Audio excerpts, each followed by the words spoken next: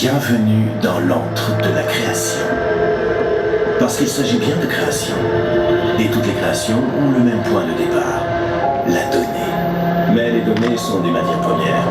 Nous devons créer des outils pour les collecter, des outils pour les façonner, des outils pour les interpréter, des outils pour les comprendre.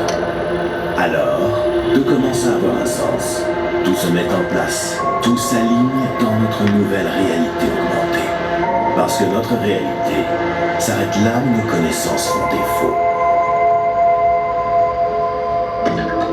Qu'y a-t-il au fond de l'océan? Que se cache-t-il dans les profondeurs de la Terre? Ou haut dans le ciel? Pour découvrir l'inconnu, nous avons besoin de puissance de calcul.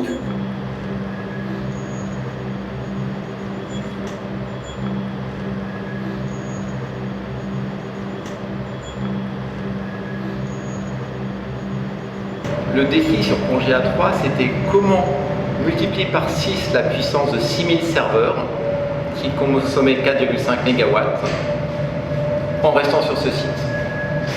Aller sur les architectures traditionnelles n'était pas une réponse, il fallait innover, disrupter avec de nouvelles technologies.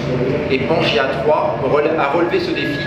L'introduction de ces nouvelles technologies ouvertes permet de passer de 6000 serveurs à 500 serveurs. Et l'énergie a été divisée par 3 puisqu'on est passé de 4,5 MW à 1,5 MW.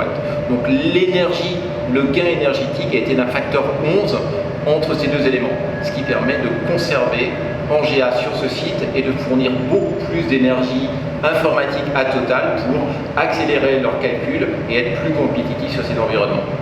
L'idée, c'était vraiment d'optimiser la puissance disponible. Donc pour ce faire, on a beaucoup d'unités de calcul dans ces environnements et l'idée c'était vraiment d'optimiser le parcours de la donnée, le traitement de la donnée. Et donc dans ces nouvelles technologies, donc la technologie basée sur l'architecture Open Power, c'est vraiment optimiser le déplacement de la donnée. Et donc cette machine a une puissance théorique de 25 pétaflops. Et ce qu'on va utiliser réellement pour Total, après l'écriture de leur code, c'est vraiment, on va être à 18 pétaflops. Donc on a vraiment une efficacité, on va utiliser l'immense majorité des cycles de calcul de la machine. Donc encore une fois, ça contribue à son efficacité énergétique. Alors, la machine Pangea 3 est donc 11e au classement des machines les plus performantes du monde. Il faut savoir que les 10 premières sont des machines qui appartiennent à des organismes de recherche, à des États.